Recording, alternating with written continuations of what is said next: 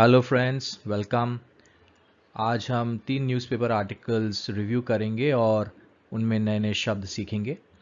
अगर आपको आज का वीडियो पसंद आए तो ज़रूर सब्सक्राइब कीजिएगा। तो आइए शुरू करते हैं आज का सफ़र। पहला जो आर्टिकल हमने सेलेक्ट किया है वो एक प्लेन क्रैश को लेकर है जो फिलीपींस में हुआ है। तो आइए रिव्यू करते हैं। A military plane has crashed in the southern Philippines, killing at least 29 people, with dozens more pulled alive from the burning wreckage. wreckage आज का पहला शब्द है। जब प्लेन का क्रैश हो जाता है तो जो रह जाता है उसे wreckage कहते हैं। wreckage का मतलब जब कुछ टूट जाता है, बिखर जाता है, तो उसे wreckage कहते हैं। The transporter was carrying more than 90 people, mostly troops, when it overshot the runway on Jolo Island. Overshot. Overshot का मतलब है जहाँ पे रुकना चाहिए वहाँ पे न रुकना, उससे आगे निकल जाना। तो ये प्लेन को रुकना चाहिए था रनवे पे अपनी जगह पर वो रुका नहीं, वो आगे निकल गया, इसलिए उसे कहा गया है overshot. 50 people were injured and 17 are missing, the military said. A nearby military hospital treated survivors. Survivor जो survive करते हैं, जो बच जाते हैं. Pictures of the site published by local media show burning debris in a wooded area close to a number of buildings. Debris जब कोई चीज़ चकनाचूर हो जाता है तो उसे डेब्री कहते हैं। वो जो बच जाता है उसे डेब्री कहते हैं। The soldiers were among reinforcements sent to the southern Philippines to combat Islamist militants such as the Abu Sayyaf group. अगला शब्द है to combat. To combat यानी किसी के साथ लड़ाई करना। To combat Islamist militants यानी militants के साथ लड़ाई करने के लिए वो जा रहे थे। Officials said there was no sign that the aircraft had been attacked and an investigation would start once the rescue operation was complete. Rescue operation, बचाव। रेस्क्यू किसी को रेस्क्यू करना यानी किसी की बचाव करना, किसी को बचाना। तो जो रेस्क्यू ऑपरेशन उसका मतलब है जो लोग हैं जिनको सहायता की ज़रूरत है उनको बचाने का ऑपरेशन। अगला आर्टिकल हमने लिया है एक मायामी यूएस में बिल्डिंग कोलैप्स हो गया था, उस पर है ये आर्टिकल। तो आइए पढ़ते हैं। Search efforts for possible survivors in the rubble of a partially collapsed apartment block near Miami have been suspended ahead of the controlled demolition of the rest of the building. तो जैसे आप देख सकते हैं इस पैरा में काफ़ी सारे वर्ड्स हैं, तो आइए एक एक करके देखते हैं। पहला वर्ड है रबल। ये बिल्डिंग टूट चुका है, तो बिल्डिंग टूटने के बाद जो रह जाता है उसके छोटे छोटे टुकड़े उसको रबल कहते हैं। Rubble of a partially collapsed apartment block. Collapse करना यानी गिर जाना, बिखर जाना। पार्शियल यानी पूरा न, पूरा टूट जाता है तो उसे फुल कहते हैं। उसका एक हिस्सा टूट जाता है तो उसे पार्शियल कहते हैं। पार्शियल यानी एक हिस्सा। Partially collapsed apartment block have been suspended. किसी चीज़ को सस्पेंड करना, in this case search efforts को सस्पेंड किया गया है। इसका मतलब है उन्हें अभी के लिए रोक दिया गया है, उसे स्थगित कर दिया गया है। Ahead of the controlled demolition.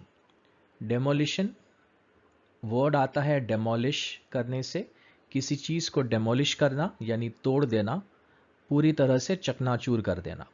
Control demolition क्योंकि पूरी तरह से टूटी नहीं है बिल्डिंग, इसीलिए उसको कंट्रोल तरीके से ये लोग डेमोलिश करना चाहते हैं जिससे आसपास के बिल्डिंग अफेक्टेड न हो।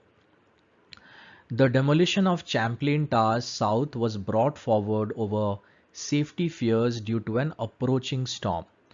Approaching storm, अप्रोच करना किसी चीज़ को यानी उनके पास जाना या उसके पास जाना। अप्रोचिंग स्टॉर्म यहाँ पे मतलब है कि स्टॉर्म आ रहा है पास, इसीलिए approaching storm.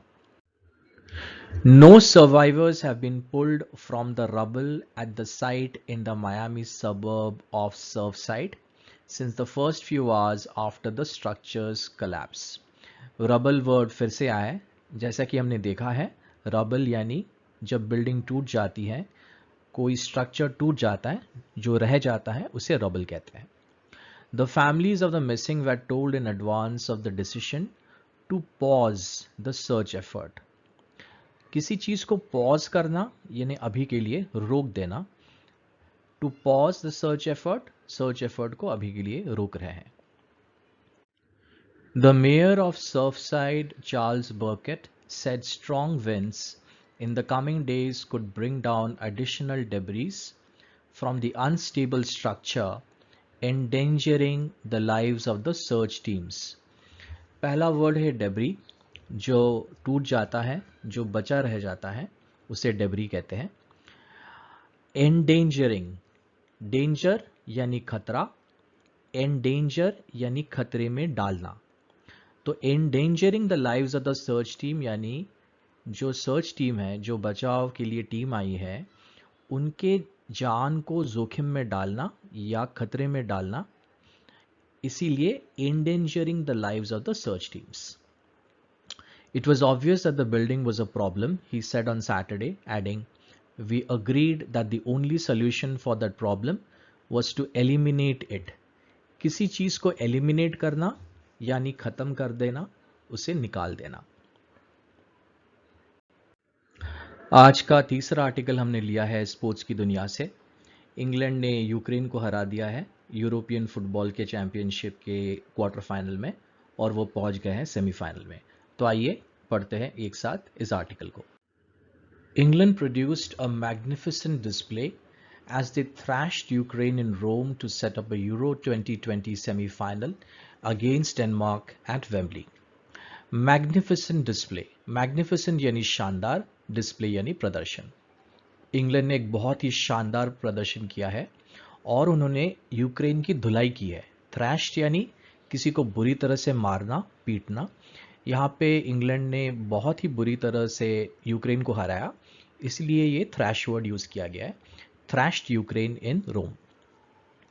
Manager Gareth Southgate's side followed up the landmark victory over Germany in the last 16 by producing a performance of composure and the highest quality to continue their impressive progress in this tournament.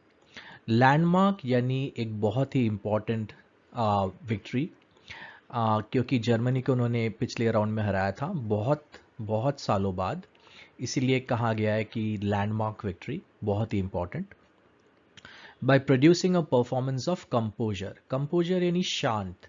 यहाँ पे शांत का मतलब है कि बहुत ही अच्छी तरीके से बिना कोई मेहनत किए बहुत ही शानदार प्रदर्शन किया है, इसीलिए producing a performance of composure and the highest quality to continue their impressive progress.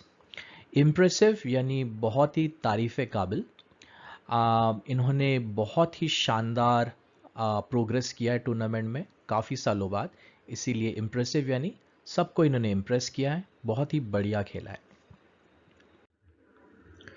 Harry Kane was back to his predatory best after struggling in the group stage.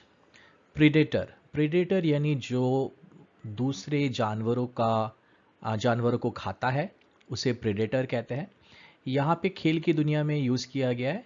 Harry Kane ने काफ़ी सारे गोल्स मारे, इसीलिए उनको predator के साथ compare किया गया है और प्रीडेटरी कहा गया है, यानी हैरी केन ने काफ़ी सारे गोल्स मारे।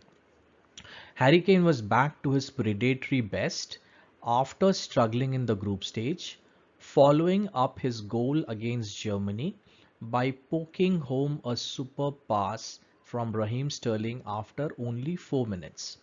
पोक करना यानी किसी को नच करना, उंगली से हल्के से धक्का देना, क्योंकि उन्होंने बहुत ही डेलिकेट एक टच से गोल किया था, इसलिए poking home. England was so impressive as they simply overpowered Ukraine with substitute Jordan Henderson getting the fourth international goal. Impressive जैसे हमने देखा बहुत ही impress करने लायक यानी बहुत ही शानदार.